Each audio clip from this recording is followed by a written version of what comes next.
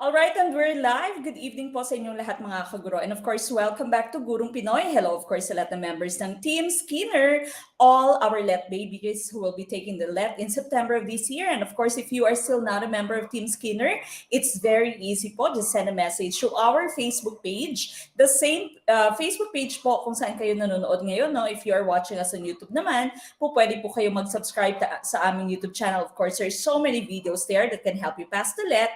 And of course, punta po kayo later sa ating Facebook page para po mag-send a message if you'd want to become a member of Team Skinner. So again, if you're a member of Team Skinner, you can answer our online quiz. You can watch the full-length videos. Po pwede pong i-replay. And of course, po pwede pong i-download all our files. Dire-diretso na po yan until the day that you take the LET in September of this year. No? So kasama na po yung inyong pre-board, your mid-review, your final coaching, classified files, all the discussions are already included in your one-time payment. No? So again, just send a message to our Facebook page if you'd want to become a member of Team Skinner. And of course, we also have our full online majorship schedule. You can see that on your screen right now. Tomorrow and on Sunday, this is going to be the last weekend for your online discussions about your diagnostic test. No? And then, of course, by the following weekend, on June 24th until 25th, you will have your mid-review examination. So sasagot lamang po kayo ng inyong mid-review sa June 24 until 25th. Then of course, the discussion would follow. Then kasama na din po yung pre-board, final coaching, final recap. That's also the weekend prior to your LET, no? Dire-diretso. We have English, Math, Filipino, Gen Sci, Soc-Sci, MAPE, Values Education. And of course, we also have TLE, AFA. So just send a message to our Facebook page. We also have our civil service examination review program. Dire-diretso din po yan. Online din po. You just send a message through the same Facebook page. All right. Now, I know that you have enjoyed our Gurong Pinoy Collab free drills. Last Tuesday, we had Coach June for Soc-Sci, and of course, yesterday, we had Coach Gon for Math. No? So, dire-diretso po, all remaining Tuesdays and Thursdays, we have these two very awesome lectures, no, na nandyan po, free drills po, free online po ito sa ating Facebook page and of course sa ating YouTube channel. And of course, make sure that you are following our page and that you are subscribed to our YouTube channel para po ma-notify kayo na whenever we go live. All right. Now, again, if you are a member of Team Skinner and you top September LET, you are going to receive 100,000 pesos if you become the top 3. Top 2 would receive 200,000 pesos, and rank 1, of course, would be receiving 300,000 pesos. That's all for Gurong Pinoy. Yung mga previous top-notchers natin, we have actually produced 15 top-notchers in the March 2023 LET, and of course, na ipadala na no, yung kanilang mga monetary prizes. So kayo na po yung susunod, hindi lamang papasa pero magtatapa po sa LET. No? So dire-diretso lang, continue with our quizzes, and of course dire-diretso kahit naliligwag, move on kaagad no, hanggang sa maging tumpak at hanggang sa of course maipasa natin ang ating licensure exam for teachers. Okay. Tonight's discussion is centered on professional education, particularly the teaching profession and the teacher and the school curriculum. No? So yan po yung naging focus natin for tonight's discussion. And of course, naging basis natin din yung mga modules na nandyan sa ating Team Skinner. No? So if you are a member of Team Skinner, I send you the modules prior to our test and prior to our discussion. No? So marami pong reading materials dyan. And of course, madadownload nyo din po yung aking PDF later. No? Ito pong PowerPoint na aking ginagamit ay madadownload nyo din po later. Okay, but of course, let's all start with our opening prayer. So samahan niyo po ako mga kaguro.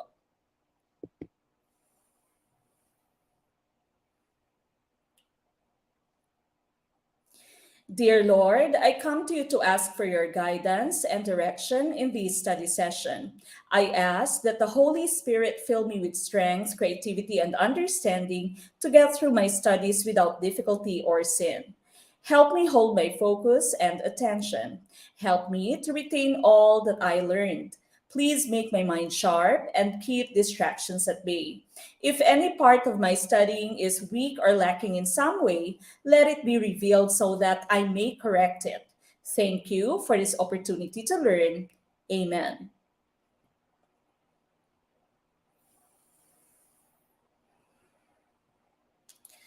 All right, now once again, this is Prof Ed, the teaching profession and the teacher and the school curriculum. If you are ready, please do like, love, share our video, start a watch party, tag your friends, show your support by sending us stars on Facebook and super chat, super stickers naman po dyan sa ating YouTube channel. Okay, again, paki-like, love, and share na po ng ating video. We will be starting in a few minutes. Hello, good evening po sa lahat ng mga nakikinig no, sa iba't ibang panig ng mundo, hindi lamang dito sa Pilipinas. Okay, so again, make sure that you have liked, loved, and of course shared our video. Let us all start with question number 1. Okay. All right, check ko muna, no? Clear po ba yung aking video? Kasi mukhang may lag, no? Paki-check po muna kung clear yung ating video. Paki-inform kung medyo may lag. If I need to maybe change my connection, no? Again. Ayun. All right, from Basilan. Clear. Okay, clear naman daw. All right, so number 1 here. Okay, in a curriculum development class, the teacher asked the students to give an enriched definition of the curriculum. Which among the following encompasses the true essence of the term? Letter A, curriculum is a list of subjects to take to complete a course. Letter B, curriculum is the sum total of all the learning experiences in the teaching learning process. Letter C, curriculum is a list of courses in order to graduate. Or letter D, curriculum is a never-ending process in education. What is our choice? Number 1, tumpak kaya or ligwakers kaya kaagad for question number 1? What is your choice? Number 1. I see a lot of letter B's for question 1. Letter B, ang karamihang choice, and medyo gasgas, no? Itong ating definition of what curriculum is. If you can see the different choices that we have on screen, sabi lang ng iyong letter A, list of subjects. Okay? Sabi ng letter C, list of courses, the different subjects din, no? And of course, letter D, never-ending process in education. But the right choice, of course, here is letter B. It is a sum total of all the learning experiences, no, in the teaching learning process. Hindi lamang subject per se, pero lahat ng mga ginagawa mo, even extracurricular activities would be encompassed by your curriculum. Okay, so letter B ang ating hinahanap. Ito po ay ating, of course, na-encounter when we were studying curriculum development. No? Meron po tayong curriculum development na video sa ating YouTube channel, 3 curriculum development videos po. So panoorin niyo po yung lahat. No? Ang ibang mga discussion ko later here would be coming from our videos. Okay, number 2.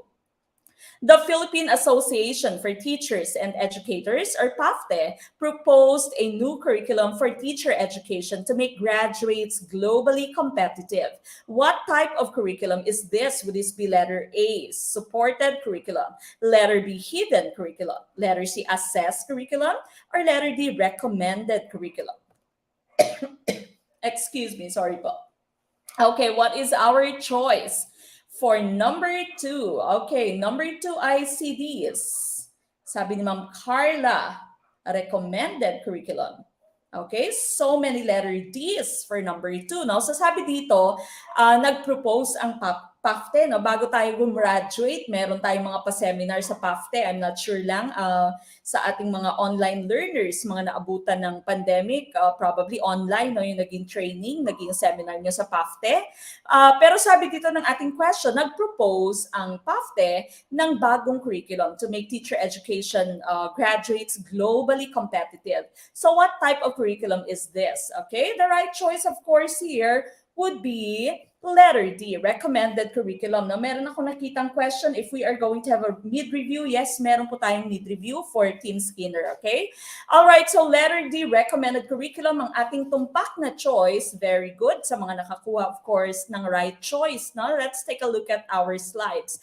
So again, as I've mentioned, we have 3 videos on our YouTube channel talking about curriculum development, and these slides here are actually coming from those videos. No? So these are the different types of curriculum. The first one is recommended curriculum proposed by scholars and professional organizations. So very obvious sa ating pong tanong kanina, PAFTE is of course a professional organization. And so the type of curriculum that we were talking about there was letter D, recommended curriculum. Kaya recommended curriculum po ang ating sagot. Number 2, written curriculum. You have the term written. No? So ito yung nakasulat sa inyong school district and division ng mga papers. It's also called overt or explicit. No? So that means nakalagay talaga. Nakikita mo, nababasa mo kung anong klaseng curriculum meron kayo. No? That's written curriculum. Number 3, taught curriculum. From the term taught, this is the type of curriculum that the teachers implement in the classroom. So ito yung klase ng curriculum na tinuturo, no, na pinapalaganap ng mga guro sa atin pong classroom. Okay, so that's taught curriculum. Number 4, supported curriculum. This is the type of curriculum that your resources, computers, textbooks, etc. would support. Okay, so siya yung curriculum na sinusuportahan ng mga materials na inyong ginagamit, the different resources that you have, the computers, the textbooks, etc. in the school. No? Number 5, assess curriculum. From the term assess, of course, ito yung tinitest na curriculum, ito yung ini-evaluate na curriculum. Okay? Learn curriculum, kabaliktaran po siya ng taught curriculum. If your taught curriculum is the one that is taught or implemented by the teachers, ang learn curriculum naman, yung actually learned by the students. So yung natututunan ng inyong mga estudyante, that's your learn curriculum. And lastly, you have hidden curriculum, the kinds of learning children derive from the very nature and organizational design of the public school, as well as from the behaviors and attitudes of teachers and administrators. Kumbaga, this is also known as your covert curriculum. Kabaliktaran po siya ng written curriculum. Remember, your written curriculum is overt curriculum. Ito naman, covert curriculum, no? Hindi siya nakalagay sa inyong mga papeles, pero nai-imbibe ng inyong mga estudyante. Okay? So that's hidden curriculum. So sana po klaro kung bakit recommended curriculum ang ating hinahanap, because of course, it was proposed by a teaching organization. No? So a panel of your experts, PAFTE. Okay? So recommended curriculum, letter D is tumpak. We move on with question number 3. In order to have an effective teaching and learning, there must be an adequate utilization of learning materials. What type of curriculum is this? Letter A, assessed curriculum. Letter B, hidden curriculum. Letter C, recommended curriculum. Or letter D, supported curriculum. Okay, so dapat tumpak na kayo dito. Kung kanina po naligwak, make sure na tumpak na tayo dito kasi kakasabi lamang, no? Kaka-explain lamang natin ang different types of curriculum. Ma'am Jane Bartolome, hello po. Sabi ni Ma'am Jane, missing your voice, Ma'am Mek. Left passer po ako last October 2022. First and last take ko po. Sulit ang pag-enroll ko dito sa Gurong Pinoy. Maraming salamat and of course, congratulations po, Ma'am. What is our choice? Number 3. Sa mga naligwak kanina, I hope makatumpak na tayo ngayon, no? Kaka-explain lang natin. And of course, later po, you can download our file. Okay? All right, I see a lot of letter D's for question number 3. Ang galing ng mga kaguro natin. And the correct choice, of course, would be letter D. Okay, so supported curriculum, no? Kasi may mention siya ng learning materials. So, supportado siya ng inyong textbook, ng inyong computers, ng different resources that you are using inside your classroom. Okay, so supported type of curriculum ang ating pong hinahanap. Hindi siya in-assess, hindi siya hidden curriculum, hindi din naman siya ni-recommend ng ating experts. All right, number 4. This curricularist uses unique and out-of-the-box strategies to make his or her class highly engaging. He or she is A or an. Letter A, knower. Letter B, innovator. Letter C, writer. Or letter D, implementer. What is your choice? Sir George Caber, LPT. Oh, napadaan ulit ako. I miss your voice, Mamek. Magiging madali sa inyo yung exam. Makinig kayo kay Mamek. Siya ang key sa license to be LPT nyo. March Passer 2023. Congratulations. Hello po, Sir George Caber. Isa sa ating mga LPTs, of course. All right, number 4. What is your choice? I see a lot of letter B's For question number 4, no, sasabi dito, this type of curricularist, no, there are so many roles of a teacher as a curricularist, no? So that means kung paano niya gamitin yung curriculum, all right? And so here, sabi ng ating situation, depende po kasi sa sitwasyon, no? Sabi ng ating situation here, they use, or this type of curricularist uses unique out-of-the-box strategies, no? So to make the class highly engaging. Kumbaga, kakaiba yung kanyang ginagawa, no? Hindi the usual. And so what type of curricularist are we talking about here? The correct choice here, of course, would be innovator, okay? So meron siya mga innovation, meron siya mga inbensyon na ginagamit, no, sa kanyang classroom para maging highly engaged yung mga students. All right? Now, what about the rest of your choices? If you are saying that the teacher is a knower of the curriculum, this means that the teacher acts as the learner, no? So, sabi dito, the teacher is a learner that starts with knowing about the curriculum. Remember, you cannot share what you do not have. You cannot teach what you do not know. And so, bago ma-implement ng guro yung curriculum sa classroom, dapat muna alam niya yung curriculum. Okay? So, that's the meaning of the term knower here. Writer naman, of course, the teacher writes materials, takes record, writes different kinds of plans, no? Kasama na din yung pagiging planner niya doon, even researches, no, kasama dyan sa pagiging writer ng isang guro. Implementer, of course, the teacher is the one that engages the students inside the classroom. Kumbaga, siya talaga yung may hawak ng manubela, no? So napakalaki po ng roles natin bilang teacher or bilang future teachers. Kayo po yung maghahawak ng manubela inside the classroom.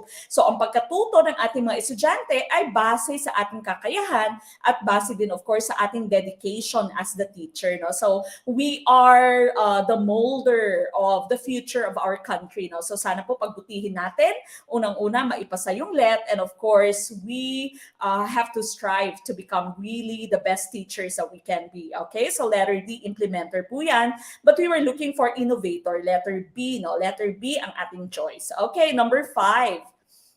This curricularist has published researches, books, manuals, and other instructional materials. He or she is a or an, letter A, implementer, letter B, evaluator, letter C, planner, or letter D, writer. What is your choice? Number 5.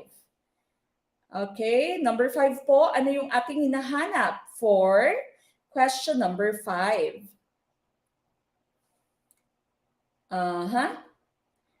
Ma'am Cherry, Tuliao, Mangantulaw, Vinasoy. Ma'am Mek, maraming salamat. Hindi ako LPT ngayon kung hindi dahil sa inyo. Unit earner, first taker, lagi kitang napapanaginipan. Sana naman po hindi nightmare, no? Pati sa exam, naririnig ko boses mo. Mag-movie marathon kayo sa YT channel ni Ma'am Mek. Sabayan ng sipag, tiyaga at dasal. Thank you for your inspirational words na Ma'am Cherry Vinasoy, one of our LPTs. Maraming salamat po. Ma'am Tess Santiago, na-miss ko si Ma'am Tess Santiago. Super proud po ako kasi nung Team Piaget, ako no Gen Ed ko 86, Prof Ed ko 82, kaya lang naligwak pa ako sa major ko pero hindi po ako sumuko. Enroll po ulit sa Team Brunner sa wakas. Nakuha ko na po, no, yung major niya naging 80%. Okay, isa na po siya sa ating mga passers. Congratulations po. Okay. All right, what is your choice? Number 5. Okay, sasabi sa number 5 dito, no, published researches. Kaka-mention pa lamang natin po nito, books, manuals, other instructional materials. I see a lot of letter D sa writers. Okay, ang ating pong tumpak na choice would be letter D. Writer is tumpak. Okay, hello Ma'am Mek, nakikita po ba name ko? Yes po, kaya lang hindi ko po nababasa, no? Parang Arabic po. Alright, letter D, writer, ang ating tumpak na choice. We've talked about your implementer, no? Yung hindi natin pag-usapan would be evaluator and planner. Okay, so when you say a teacher is an evaluator, the teacher checks if the curriculum is working. No? In-evaluate niya, chine-check niya whether the curriculum is working or not. Tama ba yung mga natututunan? Or enough ba yung mga natututunan ng kanyang mga estudyante para maging passers, for example, sa LET, no, in the future. Okay, so that's evaluator. Planner naman, the teacher makes different plans. We all know that we make different plans as a teacher. Meron kang instructional plans, you know, your lesson plans. Ito yung pinaka-specific na plan mo. Meron kang mga kung ano-ano pang plan, na unit plan, meron kang plan for the entire semester. Okay, so planner din yung teacher. But here, letter D, writer, ang ating tumpak na choice. Okay, we go to question number 6. Which of the following processes usually comes first in developing curriculum? Letter A, selection of educational content. Letter B, evaluating educational experiences. Letter C, identifying learning goals and objectives. Or letter D, organization of learning experiences. Anong unang-una mong gagawin if you are going to make a curriculum?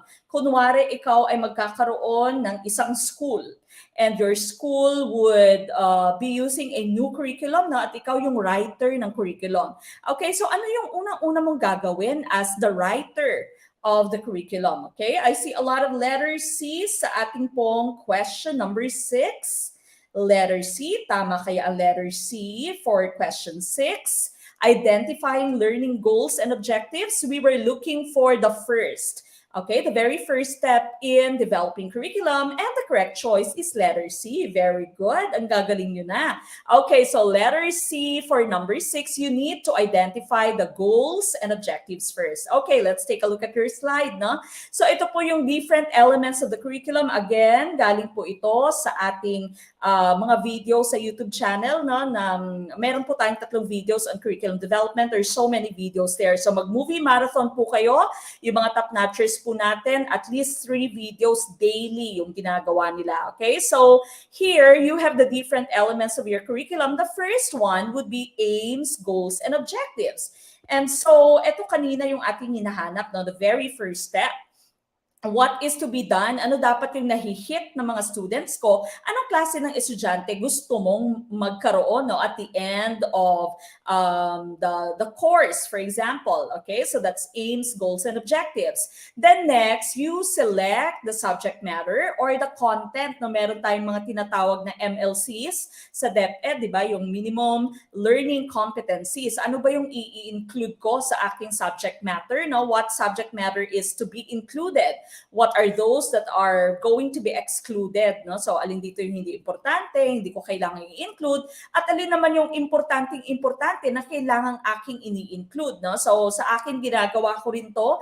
As you know, no, ngayon yung ating pong review ay specific na. So, I have written all the subjects or competencies sa ating pong new curriculum, and I make sure na we discuss all those subjects. No? So, kaya ngayong gabi, yung ating pong topic is the teacher and the school curriculum and the teaching profession. Okay, so that's subject matter or content. Then next, learning experiences. Paano ko i-present yung aking subject matter or content? Ano yung mga strategies ko? Ano yung mga activities? Ano yung mga materials na aking gagamitin inside the classroom? Okay, and lastly, evaluation approaches. How will I check kung naging effective, no, yung learning experiences, or kung na-hit ng aking mga students ang goals and objectives. Okay, remember, your goals and objectives should be coherent with your evaluation. Dapat yung test mo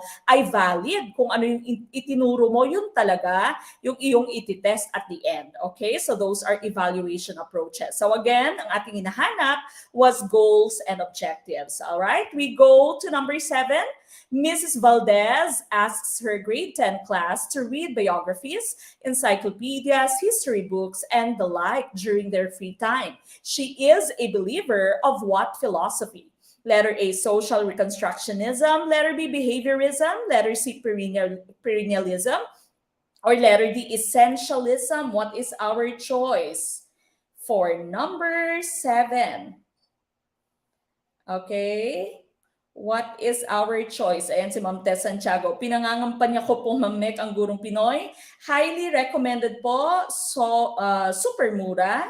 ng payment sa online review, basta tiyaga lang, huwag absent sa live, at dapat ulit-ulitin ang mga videos. Okay, if you are a member of Team Skinner, nauulit po no, sa hello po sa ating mga team replay. I know meron tayong mga estudyante na OFWs, nasa labas ng bansa, and so mga members ng team replay natin, hello po, sana mag-enjoy pa rin kayo kahit na hindi live, no, at hindi kayo nakakasali sa ating live discussion. Okay? All right. So again, if you'd want to become a member of Team Skinner, just send a message to our Facebook page, this Facebook page, para po dire-diretso yung inyong panonood. You can answer our online quiz. You can take a look at all our modules. And of course, nada-download din po yung ating files. No? Ito pong PowerPoint na aking ginagamit ay nada-download nyo po. Okay? Just send a message to our Facebook page. Okay. Ayan, si Sir Jason, no, hindi pa daw tapos yung May discussion. Okay, balikan po lahat ng ating discussion na saan ko po pwedeng PowerPoint na to, ma'am? Nasa Team Skinner po later. All right, so Mrs. Valdez here asks her grade 10 class to read biographies, encyclopedias, history books, and the like during their free time. So ano kaya yung klase ng philosophy na kanyang pina-follow, no? I see a lot of letter C's for question number 7. And the right choice here is letter C. Tama po yung letter C, no? So, tama yung inyong mga ideya, no? Sabi ng isa nating kaguro dito, si Ma'am Crimson Sky. C, great books, no? Learning from the great books, no? Yan po yung tenet, yan po yung belief ng ating perennialism. Sabi din ayan, si Ma'am Carla J. Okay, sabi ni Ma'am Carla J. Baila, perennialism, my forever. Okay, so pag sinabi mo pong perennial, it's forever. It's unchanging. So, paniniwala ni Mrs. Valdez, yung mga old books natin, no? Teaching using the great books ito. Yung mga old books, biographies of famous people, for example, encyclopedias, history books, could help her students. No? So this is teaching using the great books. Whatever was effective a long time ago is still effective. No? Is still effective until now. That's perennialism. Perennial means forever, unchanging. Okay, so letter C po ang ating hinahanap dito. Tama po yan. No? Now, what about the rest of our choices here? Social Reconstructionism, ang belief nila is to teach the students the ways to solve social problems to make our society better. Okay, so yung mga NSTP natin, yung mga CAT natin, these are all part of our social reconstructionism. Okay, behaviorism naman, the student has no choice, no? Kabaliktad siya ng inyong existentialism. You remember existentialism, the student should have a choice. May independence dapat yung estudyante, but the student should be responsible, no, for whatever outcome that choice would have. Okay, pero sabi ng behaviorism, ang estudyante po walang choice, no? He is shaped by his environment. Of course, kasama dito yung reward mo, punishment, feedback, your practice, no, drills, kasama po yan sa behaviorism mo. And of course, essentialism, ito yung pinaka-traditional na method of teaching, no, the teaching of the 3 R's or the teaching of the 4 R's. Now, when you say 4 R's, reading, writing, arithmetic, and right conduct. No? So, napaka-traditional because iniisip mo dito, iisipin mo sa essentialism, the teacher is like Miss Tapia of School Bukol, no? Napaka-stricto, and the teacher is the only source of knowledge. Okay, they are the source of knowledge, the fountain of virtue. Siya lang yung kukuhanan ng knowledge ng mga bata, no? Walang nalilearn yung mga bata sa isa't isa, or walang nalilearn yung teacher from the students. But of course, we know now that teaching or learning is 3-way, di ba? So meron din tayong nalilearn sa ating estudyante, meron silang nalilearn from us, at meron din silang nalilearn from each other. Kahit dito, di ba? Kahit tayo po ay online, meron kayong nalilearn from each other. Okay? So, meron po tayong isms of education din na video, no, sa ating YouTube channel. So, tingnan nyo po para mas maigi nyo maintindihan lahat ng isms. Lahat ng isms po doon ay ating tinalakay, no, in depth. Okay? So, puntahan nyo po yung isms of education din natin later. Alright? But letter C is tumpak for question number 7. Number 8. forms and patterns, images and pictures, rhythm, tune, and harmony, spatial manipulation, integration, scientific process, and imagination and intuition will determine the development of the letter A, left brain, letter B, right brain, letter C, frontal brain, or letter D, central brain. What is our choice? Gurong Pinoy din po, yung pangalan natin sa YouTube, Sir June Coral. Hi ma'am, thanks. Nakakamiss makinig sa'yo. 1 week lang ako nagpa-member sa classified files lang si Sir. 2022 let passer at nagtuturo na sa DepEd. Wow, congratulations po Sir Clifford Pascual Arcangel, no? Nakayanan niyang 1 week lang siya nagpa-member for classified files. Alright, but of course, mas maiging, mas mahaba yung ating pagre-review. Meron nga tayong mga nagre-review dito na since siguro 2 programs ago, nandyan na sila. No? So inaantabayan na natin, mas malaki yung chance na mag-top. Okay? If full membership talaga, no? Since we started. New member, hello po sa ating mga newbies. Kaway-kaway sa mga newbies natin. Sir Ken Jill, sweetie. Sir ba or ma'am? Hello po, good evening. Okay, letter C. I see letter C's. Again, YouTube channel po natin ay Gurong Pinoy din po. Ma'am Arlene Magbag, yes po, nakikita ko po yung inyong name. Alright, so forms, patterns, images, pictures, rhythm, tune, harmony, spatial manipulation, etc. would all be part of the correct choice here is letter B. This is the right brain. Okay, so right brain ang ating pong hinahanap. Let's take a look at our slide. No? So here are the differences no, between the left brain and the right brain. So left brain, right brain theory mo, no? If you are using your right hand, sinasabi, no, so may 2 sides daw ang ating brain, the left side and the right side. Now, if you are using the right side or the right hand, no, kung right hand mo yung mas dominant, this means na mas dominante din yung gamit mo ng left side of your brain. So magkabaliktad po, no, if you are right-handed, then you are using your left brain more than you are using the right brain. If you are left-handed, then you are using the right side of your brain more than you are using the left side of your brain. Okay? So magkabaliktad sila. Now, yung ating pong hinahanap kanina would be right brain kasi ito po yung mga pinakita sa atin, di ba? Creative, intuition, di ba? Imagination, art, the use of space. Okay? So, ito po yung side ng inyong right brain. So, usually, di ba, yung mga left-handed natin are very artistic. Kung inyo pong napapansin, yung mga magagaling mag-drawing, usually mga left-handed sila. No? So, they are using the right side of the brain more, okay, kesa sa left side of the brain nila. Yung left side mo naman is more analytic, okay? So, more analytic naman yung mga right-handed people natin, no? They process info in a linear manner, they give importance to details, analytical, they are more of a sequential mover, they always have sequences. Dapat naka-order talaga their use of logic to solve problems. Okay, so that's the left brain naman, your right-handed people. So ating pong hinahanap would be the right brain. So letter B ang ating pong tumpak na choice. Okay, hello Ma'am Ana Rose Enriquez. Okay, number 9, what type of education system has the flagship of all schools shall aim to develop moral character, personal discipline or discipliner, discipline po yan dapat, no? Civic conscience and vocational efficiency, and to teach the duties of citizenship. Letter A, Philippine Revolution. Letter B, Japanese regime. Letter C, American occupation. Or letter D, the Philippine Commonwealth. What is our choice for number 9? Ma'am Hasmin S. Mangayaw, good evening Coach Mek, March 2023 let passer from Team Brunner. Pero binabalik-balikan ko pa din ang live nyo kasi ganda nyo po mag-discuss. Highly recommended po ang Gurong Pinoy. Hindi po talaga kayo magsisisi. Thank you so much po Coach Mek. Maraming salamat and of course congratulations po Ma'am Hasmin. One of our LPTs, no?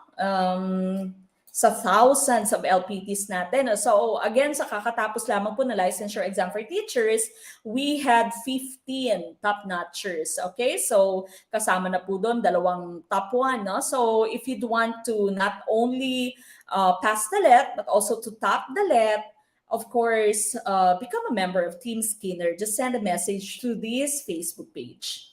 Okay, pag hindi po kayo nare-replyan, no, out of office hours po kasi, and so babalikan po yan ni admin bukas. Okay, if wala pong mag-reply, breathe in, breathe out lang po tayo kasi out of office hours na po.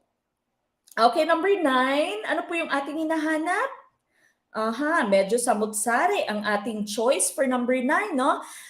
Develop moral character, personal discipline, civic conscience, okay? Vocational efficiency, teach the duties of citizenship, no? Feeling ko medyo may nalito dahil sa vocational efficiency, no? Pero may nakalagay dito, duties of citizenship, how to become a good citizen. The correct choice here is letter D, Philippine Commonwealth po, yung ating hinahanap, no? So letter D, ang tumpak na choice, yehey, sa mga nakakuha ng tumpak na choice, move on naman sa mga naligwak, no? Pero of course, yehey, dahil tayo ay natuto. Let's take a look at the different development, no, sa ating Philippine educational system throughout the years. Okay, so pre-colonial, no? Unang-una pre-colonial, when you say pre-colonial, bago po tayo sinakop ng mga dayuhan, ang goal po ng ating educational system was just for survival, conformity, gaya-gaya lang, and enculturation para ma-learn yung own culture natin, no? That's during your pre-colonial period. Now, ang Spanish, during the Spanish time, yung pinaka-goal nila was to, of course, spread Christianity. Okay, so spreading Christianity, religious education during the Spanish period. American period was to teach democracy, and of course, our lolos and lolas learned English, diba? English became the medium of instruction. During the Commonwealth period, we tried to develop moral character, civic conscience. We were taught, the Filipinos were taught to become good citizens because eventually we would be independent from the Americans. Okay, so ito yung ating hinahanap. Okay, so good citizenship, no? So that's the Commonwealth period. During the Japanese period, the stress was on the dignity of manual labor to eradicate the use of English. Ayaw nila, no? Allergic sila sa English. They wanted the propagation of the use of the Japanese language or Nihongo. Okay? The Third Republic, ito na po yung time ni Manuel Rojas. Okay, the full realization of democratic ideals, promotion of equal education for all, no? So democratic ideals na maging democratic na lahat tayo. New society during the time of Marcos, Ferdinand Marcos, and also of Cory Aquino. The first part ng kay Ferdinand Marcos, it's for national development and the use of bilingual education. So na-introduce na yung Filipino with English in education. Ang Valdez education naman was introduced during the time of former President Cory Aquino. Now, during the 21st century, the goal was to provide knowledge, skills, and values to become self-reliant. Pwede kang tumayo sa sarili mong paa, maging productive, at maging patriotic na citizens. Okay, so that's for the 21st century. So again, if you're a member of Team Skinner, mada-download niyo po ito later, all right? But we were looking for letter D, the Commonwealth period. We move on with the next item. Giving of assignments, standards, and procedures are part of this approach. Letter A, assertive approach. Letter B, group managerial approach. Letter C, business management approach. Or letter D, behavior modification approach. What is our choice? Ma'am Gina A. Rimonde. Hi ma'am, miss you. Let passer na po ako dahil sa inyo mga kaguro, hindi po kayo magsisisi, basta makinig kayo at mag-pray. Okay, isa akong teacher ngayon sa private, Ma'am Mek. God bless you po. God bless you, Ma'am Gina Rimonde. And we are going to pray po para makapasok na po kayo sa public school very, very soon. All right, number 10, I see letter C is business management approach. Okay, letter C. Tumpak kaya ang letter C for question number 10? Okay, so sabi dito, no, giving of assignments, my standards or objectives, no, procedures are part of this approach. No? So napaka-procedural niya, ine-explain niya kung ano yung gagawin nyo, ano yung mga assignments nyo. No? So what type of approach is this? The correct choice here is business management approach. So letter C, ang ating pong hinahanap. Let's take a look at your discussion. Okay, so ano nga ba, bakit business management approach? No? So these are the different curriculum approaches. The first one that you have here is assertive approach. When you say assertive, no, sa Filipino po, ang ibig sabihin ng assertive is may paninindigan. No? So si teacher dito ay may paninindigan, hindi nababali si teacher. No? So she or he specifies rules.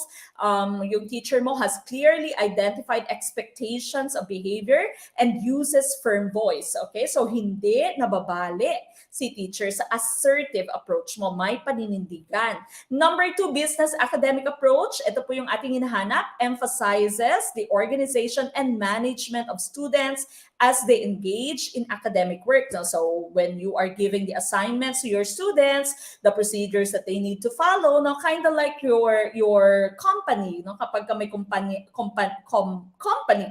kompanya ka, no, sinasabi mo sa mga workers mo, ito yung assignment mo, ito yung gagawin mo, ito yung goal natin ngayon. No? So business academic approach po ang ating hinahanap.